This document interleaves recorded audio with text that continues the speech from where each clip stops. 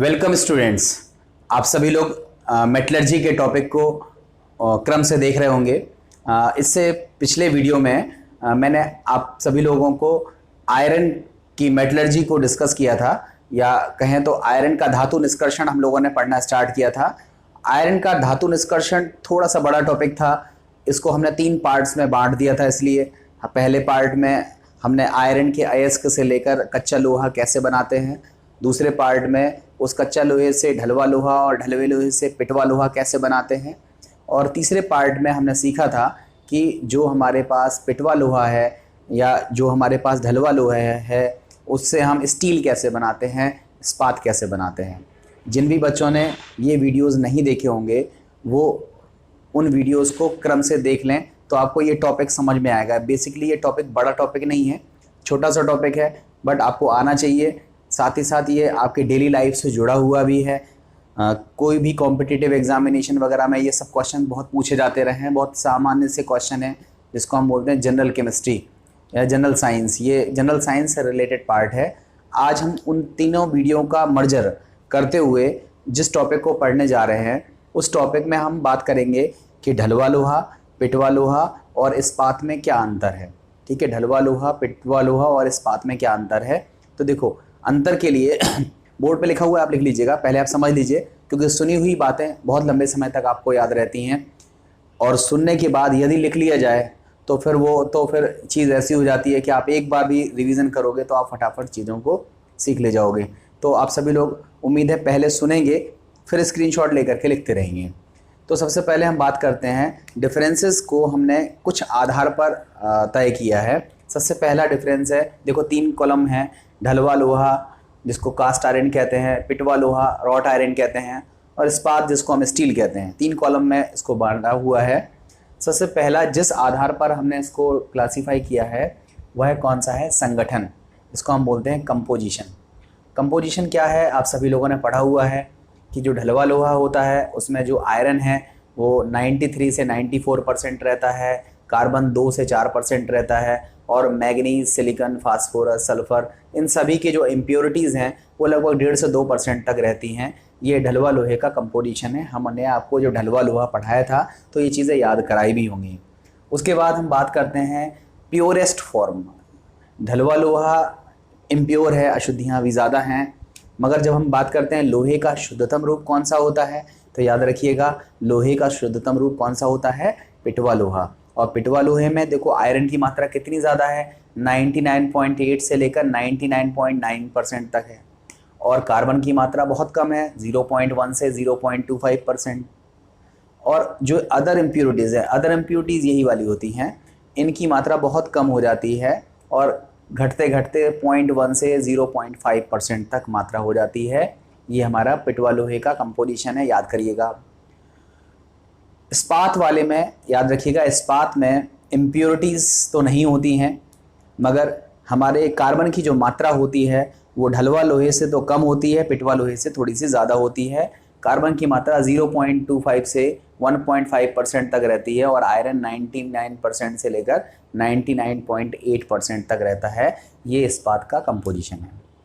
अब हम बात करते हैं गलनांक की। देखो, गलनांक में हमने आपको सिखाया था कि लोहा जितना शुद्ध होगा उसका गलनांक ज़्यादा होगा, जितना अशुद्ध होगा उसका गलनांक कम होगा। तो आप बताओ इन तीनों में सबसे कम गलनांक किसका होगा? नो डाउट जिसमें अशुद्धि ज़्यादा है। अशुद्धि ज़्यादा किस में है? ढलवा लोहे में। इसलिए ढलवा लोहे का जो गलनांक है वो 1200 डिग्री है। सबसे ज़्यादा गलनांक किसका है? जो सबसे शुद्ध होगा, पिटवा लोहा है, 1500 डिग्री है। और इस्पात में मॉडरेट है, इससे ज़्यादा है, इससे कम है। तो इसका मतलब इसकी जो गलनांक है वो 1300 से 1400 डिग्री सेंटीग्रेड के बीच में आता है, इस्पात के बीच में।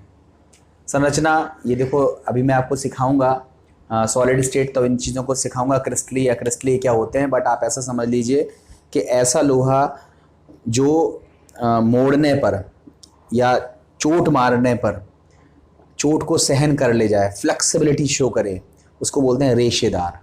तो याद रखिएगा, जो हमारा पिटवा लोहा है वो सबसे अच्छी क्वालिटी का लोहा रहता है, वज़न को सहन कर लेता है, लोच होता है, फ्लेक्सिबिलिटी होती है, नर्म होता है। तो उसको हम बोलते हैं कि ये हमारा जो पिटवा लोहा है वो कैसा है? रेशेदार। शेष दोनों ही कैसे होते हैं? क्रिस्टलीय होते हैं।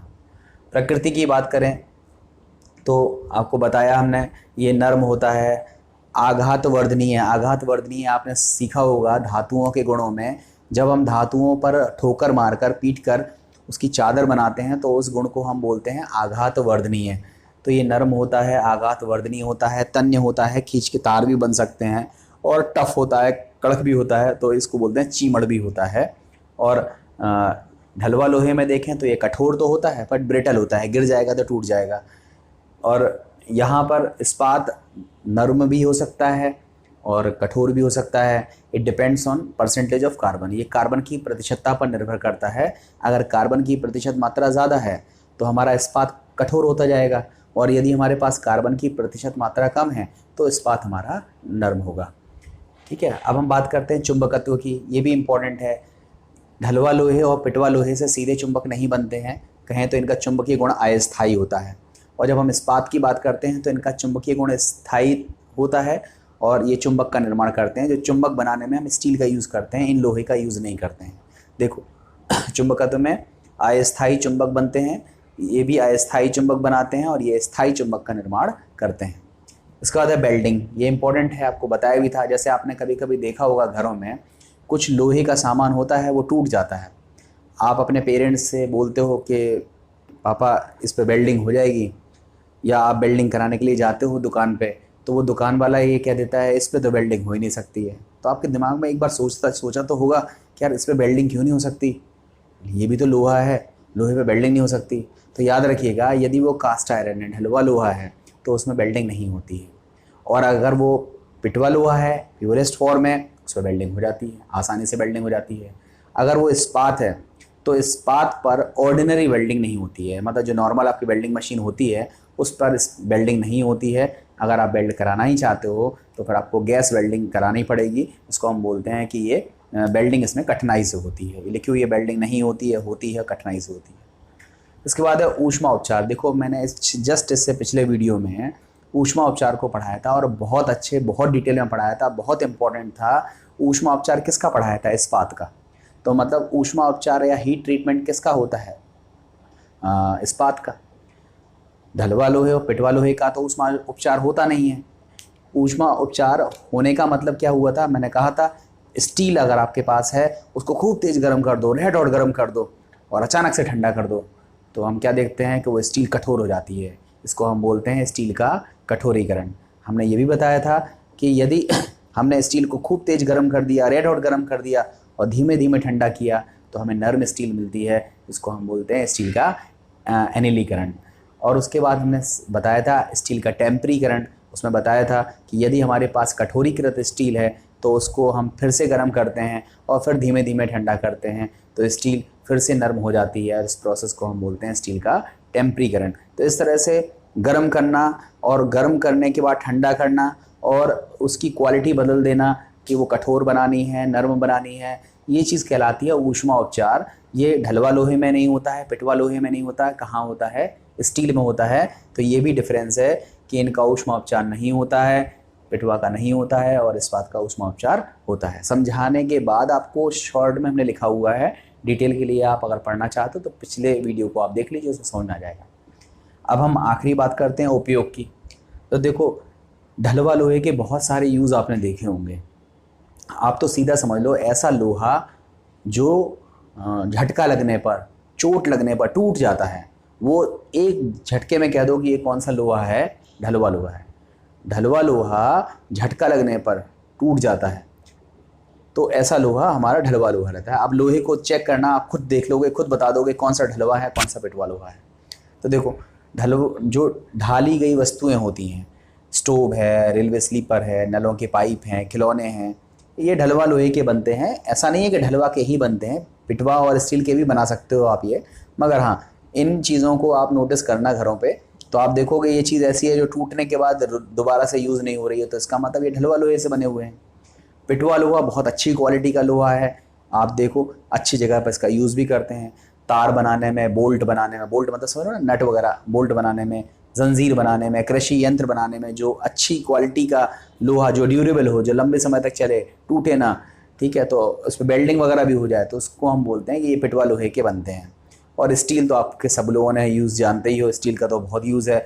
बर्तन, चाकू, छुरी, शल्य चिकित्सा मतलब ऑपरेशन के जो औजार होते हैं ना, कैंची, ब्लेड वगैरह, ये सब स्टील के बनाए जाते हैं। हथियार वगैरह, तलवार वगैरह देखी होगी, ये भी स्टील के बनते हैं। रेल की पटरी, यहाँ देखो रेल की पटरी के बारे में मैं आपको बता दूँ। देखो रेल की पटरी आपने देखा होगा, इतनी बड़ी भारी रेल उसके ऊपर से गुजर जाती है और वो स्थिर रहती है, तो मतलब वो बहुत हार्ड है। कभी कभी आपने देखा होगा कि रेल की पटरी को तो कोई लोग चोरी भी नहीं करता है, इवन डली रहती है तो वो डली ही रहती है, उसको लोग यूज़ नहीं करते हैं। तो क्या ऐसा है कि रेल की पटरी को लोग यूज़ नहीं करते हैं, या रेल की पटरी इतनी हार्ड क्यों होती है?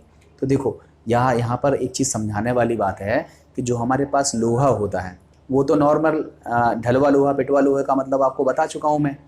मगर यदि उसी लोहे में हम मैग्नीज़ मिला दें, मैग्नीज़ एमएन की मात्रा 0.5% के आसपास अगर मिला दें, तो वो हमारा लोहा बहुत ज़्यादा हार्ड हो जाता है, बहुत ज़्यादा मजबूत हो जाता है। इवन इतना मजबूत हो जाता है कि उसकी पटरियाँ हम बनाते हैं, ट्रेन पूरी की पूरी गुजर जाती है, बट उसमें हम देखते हैं कि कोई भी परिवर्तन नहीं आता है, सालों साल ये लोहा चलता है। इवन इतना कठोर हो जाता है कि हम अगर सोचें कि हम उन पटरियों को चुरा ले जाएं और उनको हम गला लें और उस लोहे से कुछ दूसरे बर्तन बना लें, दूसरे सामान बना लें, तो मैग्नीज़ मिलाने के बाद वो लोहे को गलाना इतना आसान नहीं होता है। इसलिए जनरली 2 फैक्टर होते हैं ना उठाने के। एक तो रेलवे की प्रॉपर्टीज़ है, कोई उठा भी नहीं सकता है। दूसरी चीज़ चोरी हो जाएगी, वो उसका तो ब्लेम होगा ही होगा। दूसरी चीज़ ये है, मैग्नीज़ मिलाने के बाद वो बहुत ज़्यादा हार्ड हो जाती है। हम ऑर्डिनरी प्रोसेस से, ऑर्डिनरी भट्टी से उसको नहीं गला सकते, मतलब उसको रीयूज़ करना थोड़ा सा डिफ़िकल्ट होता है। इसलिए जहाँ पटरी टूट जाती है लोग वहीं पर डाल देते हैं, साइड से डली रहती हैं, बट उनका हम लोग रीयूज़ नहीं कर पाते हैं। तो इस तरह से हमने देखा कि रेल की पटरी बनाने में मशीन वगैरह, इंजन वगैरह के जो पुर्जे होते हैं वो स्टील के ही बनते हैं, जिसमें जंग ना लगे। तो उस तरह से हम स्टील का इस तरह उपयोग कर सकते हैं। तो हमने देखा कि हमारा ढलवा लोहा, पिटवा लोहा और इस्पात में क्या अंतर है। ये अंतर बहुत उपयोगी है, याद रखिएगा। सबसे कम कार्बन की मात्रा किसमें होती है? पिटवा लोहे में। सबसे ज़्यादा कार्बन की मात्रा किसमें होती है? ढलवा लोहे में। और इस्पात में जो कार्बन की मात्रा है वो ढलवा और पिटवा के बीच में होती है। ये जो पहला कंपोजिशन है बहुत इंपॉर्टेंट है। उम्मीद है आपको ये टॉपिक समझ में आ गया होगा। यहाँ पर हमारा आयरन का पूरा टॉपिक कंप्लीट हो गया। अब हमारे पास टोटल 3 मेटलर्जीज और बची हुई हैं। Zinc 1 video, silver 1 video, copper की मेटलर्जी को हम 2 वीडियो में कवर करेंगे। टोटल 4 वीडियोज़ में आपका ये लेसन कंप्लीट हो जाएगा। आप सभी लोग क्रम से देखते रहें और अगर अच्छा लगे तो अपने दोस्तों तक पहुँचाएँ। कमेंट भी थोड़ा सा किया करें कि आपको क्या सी प्रतिक्रिया इस वीडियो को देखने के बाद लग रही है, तो अच्छा लगता है। बाकी खैर आपकी मर्ज़ी। आप उम्मीद है इसको वीडियो को पूरा देखेंगे और अपने दोस्तों तक इसको शेयर करेंगे। Thank you very much.